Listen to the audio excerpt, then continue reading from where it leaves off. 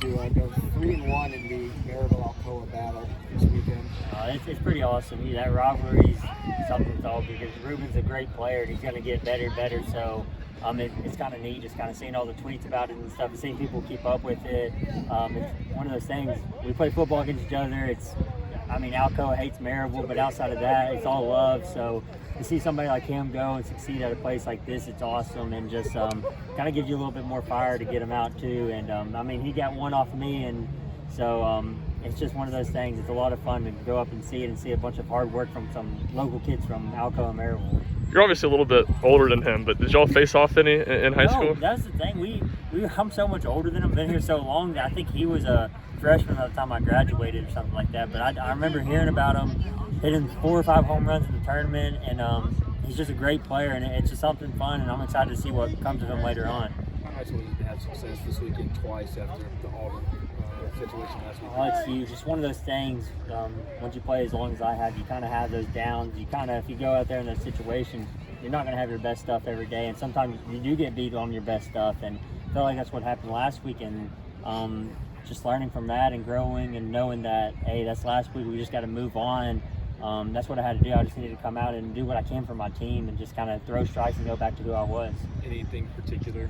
Adjustment-wise, or last Saturday was just kind of baseball being baseball and just getting back on track? I think last Saturday was baseball being baseball. I went back and looked at the pitch, and I thought it was a good slider. I thought he made a great swing on it, and just one of those things. I think I just had to move on from it. Didn't make any adjustments, just kind of stayed who I was and just kind of went out here and did what I do.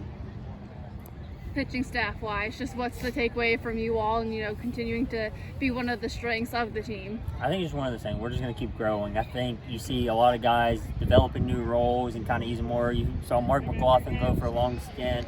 Drew Beam still just being unbelievable. And then Bellinger out of the pen, which is crazy. You see all that. And I think it's just where people are becoming better players and just understanding themselves. So I think that's where we're going to get better as a pitching staff. I think that's what our strength is right now. You guys hadn't dropped a series on the road in a really long time. How do you learn from it? What went wrong? All of those things. I think we just didn't come prepared. I think we had a little bit of lull. We've had a great start to the season, and you kind of go into places, maybe expect a little bit too much, expect to win instead of trying to win. And try is probably not the best word, but you just want to come into these situations and just know that, hey, any team can beat you. It's the SEC on the road. The weather's not great. It's a Thursday, Friday, Saturday, so everything's switched up on us, and it's just one of those things that there'll be a learning experience for us and kind of something that's huge for us moving forward. How does this prepare you for, getting to Hoover and hopefully later into the postseason? I think it's going to help us learn to bounce back a little better. I thought we should have had a better bounce back game yesterday, and it's one of those things. Once you get to the tournament and stuff, it's 2 in a row and you're done. So just learning from that and making sure that we can, even if we do lose or even if we don't have our best game, we can bounce back the game after that. Coach said that there wasn't really an extra ingredient you guys needed in the game, just a bit more determination. Would you agree with that assessment? 100%. If you look at Thursday's game, I think we left Ken on in the first 2-3 innings, and I think that's something that our hitters are the best in the country, in my opinion, and that's something they should be. They do most of the time. And this weekend is just a little bit of lack of focus and stuff. But I know that next weekend it'll kind of a lot of fire under us. And sorry, coach is waving all the fans. You got to be able to handle distractions. You pitch late in the game. You pitch late in the game. But no, I think it'll be one of those things. We'll learn from it, and like I said, hitters are the best in the country. And I think next week we'll come out and swing the bat really well.